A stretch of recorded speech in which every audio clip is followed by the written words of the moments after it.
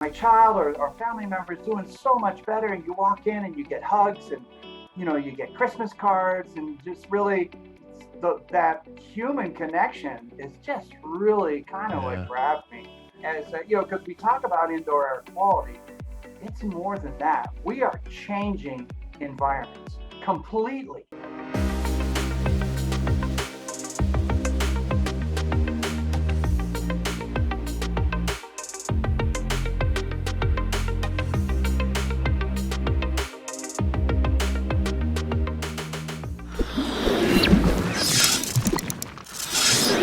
Good morning, John. Welcome to Rep Talk.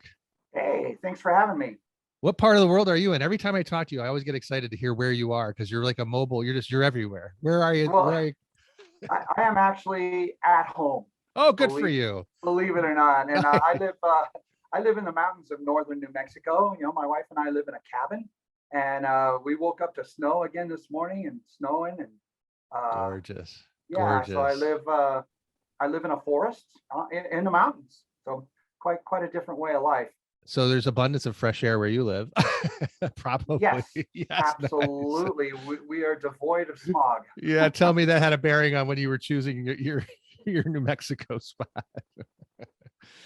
Oh, wow. So let's let our viewers and listeners, if you will, tell us your story. Like, I'm really interested. You and I have known each other for a little while now, and I know your background, but share how. I'm curious to know, how did you actually get started specifically in the indoor air quality arena? Like, what brought you to indoor air quality? It was quite organic, actually. Not really intentional. I didn't like wake up one day and say, "Hey, I'm going to be an IAQ guy." I've been in the HVAC industry now for 40 plus years, and I own my a contracting business in California.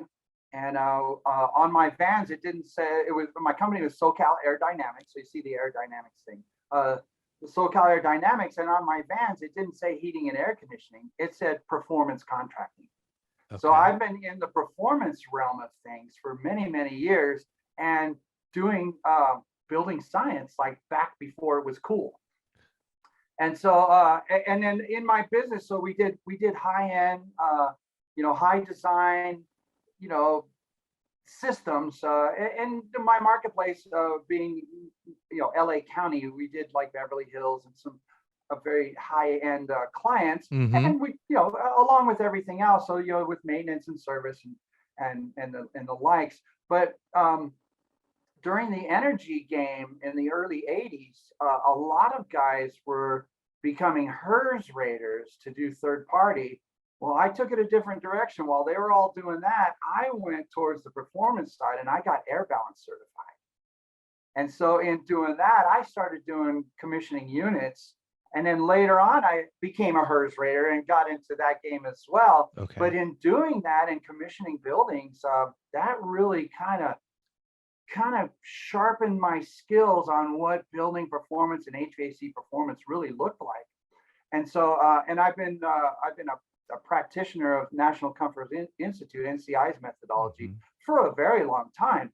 But in doing commissioning, I got to do hospitals and surgery centers and clinics and stuff like that, and looking at what kind of parameters they needed to meet, just kind of got me going in that direction.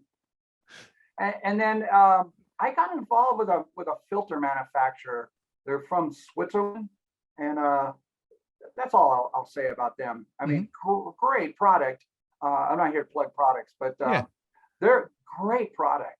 And so I got involved with them when they first came to the United States, and really just took their product and ran with it. And then they brought me on to start doing all their special projects. And then that led to working with families and kids that were compromised. And so then I had to start really learning.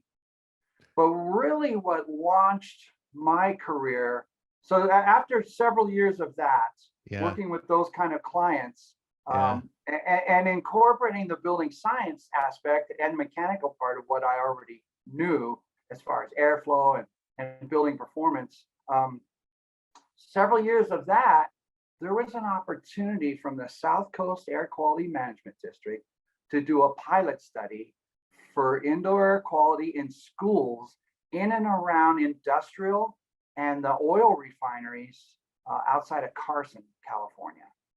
And it's like, Wow. wow, that's like, So just for really, reference, what year was this roughly? Just for reference, like how long ago are we? Was this like early yeah, this is in the 80s, 90s. 90s? Okay, gotcha. Yep. Yeah. So I know 40 years. It's like, I where know is what's, that? yeah, Yeah. because I'm thinking of like energy crisis, buildings get tighter, where that's trying to figure out in my head where in the timeline that all fits. So yeah, buildings were already tight by the time you came to that. Well, yeah, and Yeah. just a little side note. I Yeah. was involved in the building boom in the early 80s when we were doing single family homes by the hundreds. I'd get on a track that was 300 houses. And we'd start with the models and we'd go up the street and down and around the corner, and people are moving into the first house. I mean, so it was all like high production. Wow. And then I look back and I'm like, that's inventory now, because it was Yeah. just blow and go. I mean, just as fast as you could. And looking back at how, they were poorly designed, and they were designed just for production. I'm looking back now and saying, oh, if I only knew then what I knew now. But anyway, so fast forward, Yep. this RFP, request for proposal, with the South Coast Air Quality Management District. I'd already been working with the filter manufacturer.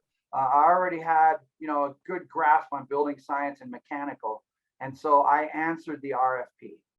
And so it was time sensitive. It was due like on a Friday Yeah. afternoon at 12 noon. And we, this is pretty extensive. And so we put it together, and I delivered it at 11:59 to the South Coast Air Quality Management District. And so several months it went by, and then they did an RFI, request for more information. And so we just answered the question. And now we were coming at it from a different angle. Even though I was involved with a filter manufacturer, everybody else was coming at it from a equipment manufacturer's point of view, if you will. And so we finally got that letter in the mail saying we got the project. And Wow. so little old me, beat United Technologies, Wow. which is the carrier. Yes, of course. Of They were course. deemed technologically unable to do the job because they were so focused on just equipment and their products, and weren't willing to look outside the box. And so Wow. I landed that project. It was about a year and a half. The contract was awarded for $1.4 million, and it was quite a feather in my cap.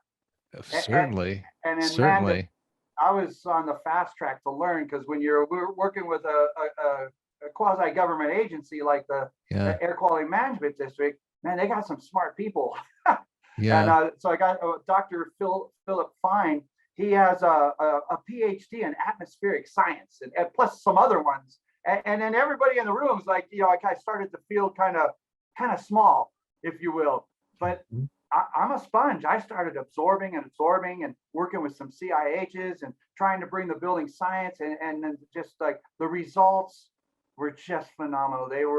We exceeded any expectations. And then from there, they had RFPs to start outfitting schools based on the results that we got. And so Wow. I probably outfitted 20 schools. And Wow. so each one of those had a contract attached. And so I'd like to share that with me, because a Yeah. lot of people say, there's no money in it, but every one of those contracts were $1, $2, $3, $400,000. So So now this fast forward to today, there's money in it now, right? Through the CARES Act. There is still money available to school districts in some capacity to help them improve, right? And their yes, systems. that's a tricky conversation, Yeah, Rob, it is, isn't it? because as you know, everything was happening so fast, and kind of knee-jerk reactions, Mhm. rather than slowing it down and like, let's do some real stuff. And a lot of products were being thrown at schools. And now, because of that, there are some lawsuits. There's a school district in Minnesota that spent $600,000 on products they got put in place. And then after they got put in place, someone started doing some research and figured out, well, that's not the best approach, and actually had the installing contractor come and take them all out. Wow. Wow. And so there's stories like that, and Yeah. just And not. and then from everything you've learned and all the, in your professional, development here, and that story you just told about having those contracts early on with the school systems in Southern California, like, you know, the building science approach probably is, you have to, it ties into this, right? I mean, there are legitimate, there's solutions, right? And you have to apply the solutions correctly to the actual building and to the occupants, correct? I mean, that's everything, every one of them's different, correct? Oh, absolutely. Yeah. We were working in some older schools that were like old Navy facilities that they retrofit and turned into schools. And so you've got, Mhm. you've got asbestos wrapped pipes, and you've got, mineral rock wool, the old stuff, and so all those. So the thing is, it's physics. Physics never changes. Mhm. We can slow it down or alter it, but you're not going to stop it. And so we preach that the whole house is a system. Well, it crosses over into the commercial side too. The whole building is a system. And so Yeah. looking at those building science and mechanical principles and how everything affects everything, and Mhm. they either dovetail together or they don't.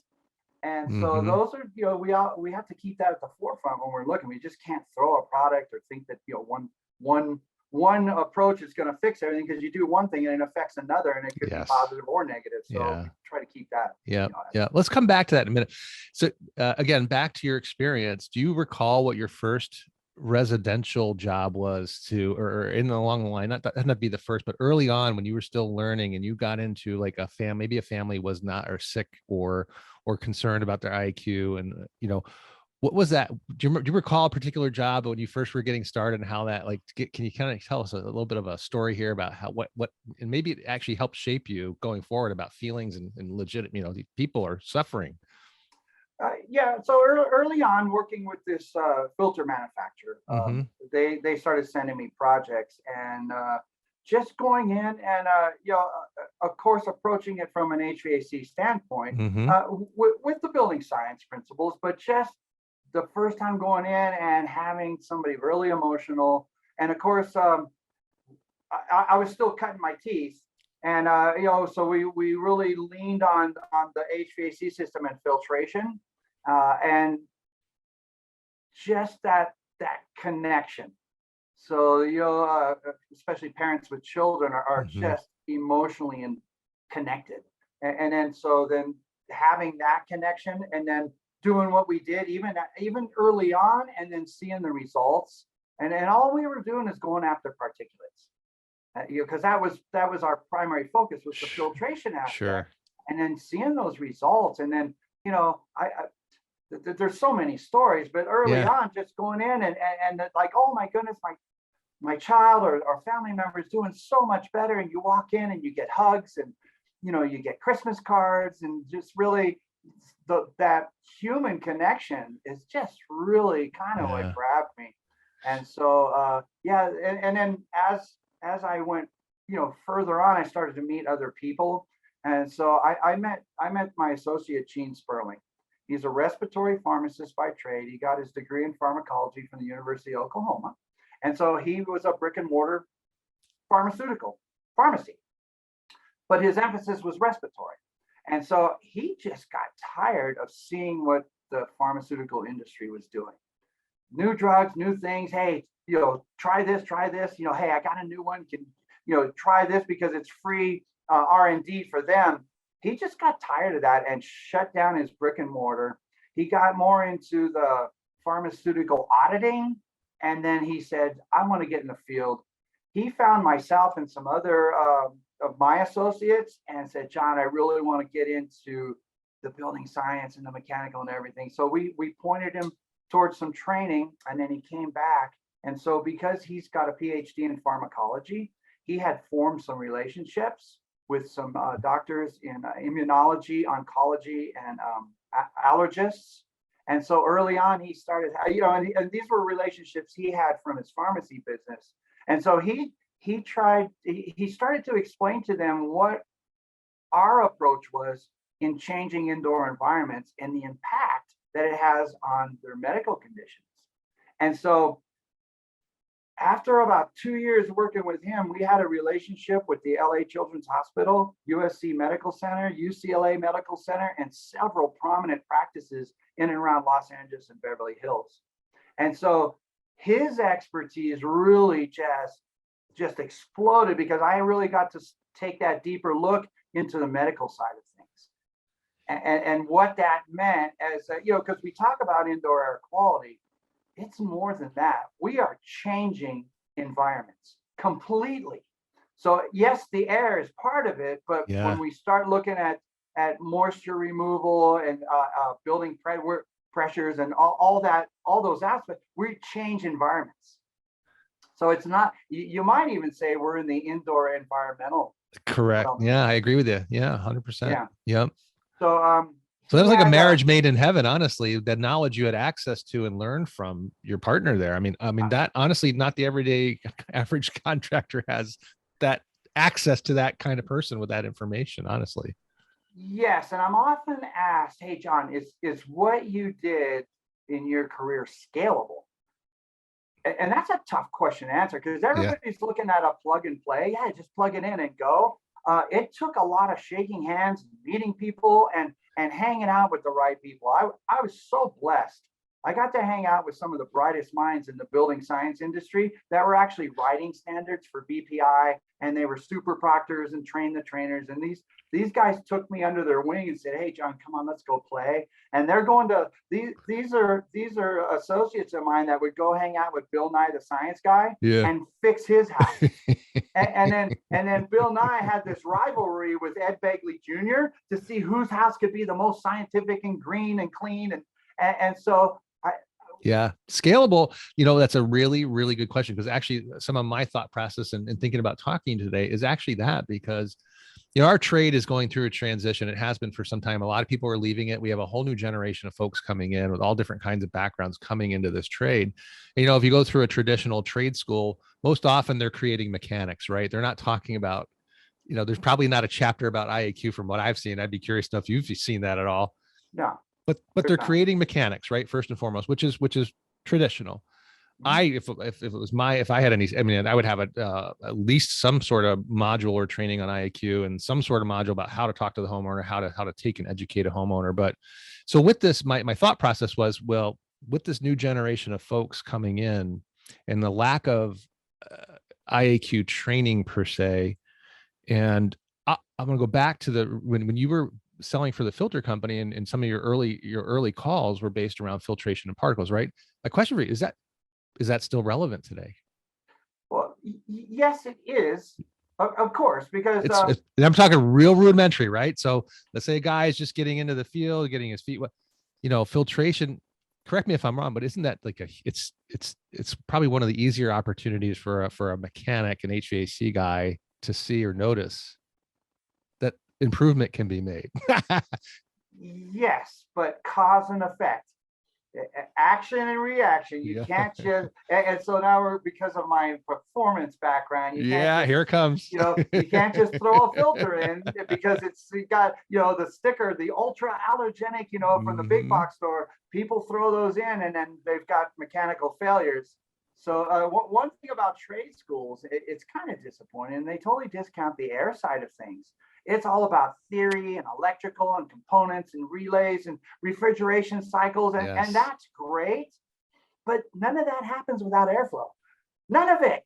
Right. None of it. Right. No refrigeration cycle, no heat exchanges. Because what's the first thing you need to do before you even check the charge, right? You got to make sure the airflow is proper. Otherwise, everything else is off. When I do training, so when I had my company, man, I had to browbeat my guys. It's like when you go to a service call, leave your freaking gauges in the truck.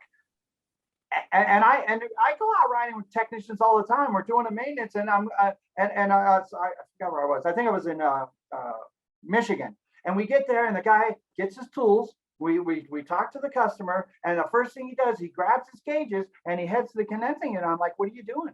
"Well, I'm going to check the charge." "Well, why?" "Well, that's just what I do." I'm like, "Maybe you want to look at the filter first, because if it's clogged, it's going to skew your refrigerant readings, and trick you into thinking it needs more refrigerant. That's the biggest thing, and people just like load it up.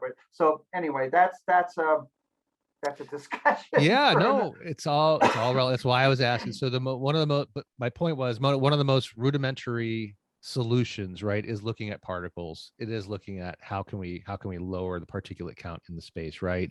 Yeah. And I think over the past couple of years, especially, you got a lot of homeowners out there doing their own research, and they'll go to the big box store, and guess what? They take that fiberglass filter that was out, and they go grab something that they see on the shelf that could be who knows what, stick it in their system, and then next thing you know, to your point, they're having heating and cooling problems, and they don't know what was the change, right? So you bring up a really good point. So you cause and effect solutions. If you're going to make a change, think about the entirety of the system, right? So sure. To your point, you just can't go sticking in a MERV 13 air filter and walk away. You have to.